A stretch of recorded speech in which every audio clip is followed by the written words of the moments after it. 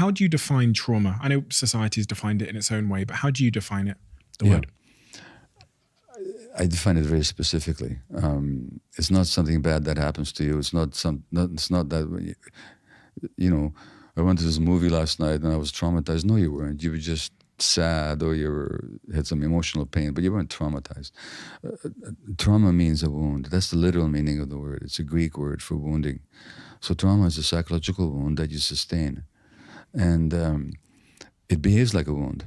So on the one hand, a wound, if it's very raw, if you touch it, it just really hurts. So if I have a wound around not being wanted, then, or the belief that I'm not, then decades later, if anything reminds me of that, it hurts as much as it did when I originally incurred the wound. So in one sense, trauma is an unhealed wound that touched, we get triggered. That's what triggering means, by the way. Some old wound gets activated or touched. And the other thing that happens to wounds is that they scar over. And scar tissue has certain characteristics. It's thick, it has no nerve endings, so there's no feeling in it. So people traumatized disconnected from their feelings. Scar tissue is rigid, it's not flexible, so we lose kind of response flexibility. So when something happens, we tend to react in typical, stereotypical, predictable, dysfunctional ways because of the rigidity. And scar tissue doesn't grow like healthy flesh. So people who are traumatized tend to be stuck in emotional states that characterized their development when they were traumatized. So when somebody says to you, "Don't be such a baby," it doesn't sound very pleasant, but there's some truth to it. It means that you're probably reacting according to the lines of some wound that you sustained as an infant, and now you're reacting as if that wound was happening all over again. This is what one of my friends in the trauma world, Peter Levine, calls the tyranny of the past. So something happens in the present, and we react as if we're back there in the past when this first happened. And we're not in the present moment at all. And I was trying to figure out how many people, as a percentage of the population, have trauma. But then I read this stat that 60% of adults say that they've had a sort of a traumatic early upbringing or whatever, or traumatic events from their childhood. But then I thought maybe everybody has trauma. It depends on how we understand trauma. So if we understand trauma as only the really terrible things that happen to people, which do happen to people. In the book I talked about a British friend of mine now living in Canada. They are a yoga teacher and a meditation teacher and a psychologist and an artist, actually. And they grew up in some orphanage here in Britain where they were racially taunted every morning, words that are in the book by her permission, which I'm not going to cite here publicly. And that gave her a sense of deficient, a sense of self, that I'm just not good enough, that I don't belong, and so on.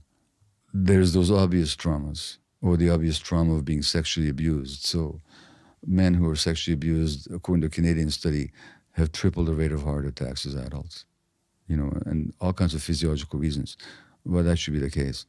So there's those self-evident, big T traumas that we call big T trauma, T with a capital T. Trauma with a capital T. There's a certain percentage of the population, much larger than we think, subject to that. If you include all the known factors such as physical, sexual, or emotional abuse, spanking, by the way, has now been shown to be as traumatic as harsher forms of physical abuse. Spanking, which is still recommended by so-called experts, who should remain unnamed for the moment. The death of a parent, violence in a family, parental violence against each other, a parent being jailed, a parent being mentally ill. Did I say a parent being addicted? A rancorous divorce. These are the identified big traumas, big T traumas. No, not to mention poverty, not to mention extreme inequality, war, and so on. But then, if you remember that trauma is not what happens to you, but what happens inside you, it's the wound. People can be wounded not just by bad things happening to them, but small children can be wounded in loving families where they don't get their needs met. I mean, that's obvious in a physical sense. If a child doesn't get proper nutrition, their body will suffer, their mind will suffer. we're also creatures with emotional needs as important as our physical needs. So when the child's emotional needs are not met, that child is wounded. And that's what we call small T trauma, which is not the big ticket events, such as I described, but just the child's need to be loved unconditionally, to be held when distressed, to be responded to be seen, to be heard, to be allowed their full range of emotion without them being stamped on in the name of so-called discipline. Um, the right to play creatively, spontaneously, out there in nature, not with these damn digital gadgets that subvert and hijack the child's imagination, but spontaneous play that's essential for brain development. So what I'm saying is that when these needs are not for the unconditional loving attachment relationship, when those needs are frustrated, children are also hurt. And I call that trauma as well, because it shows up later in life as the impact of painful wounds. So trauma in this society, for all kinds of reasons, is far more common than we imagine.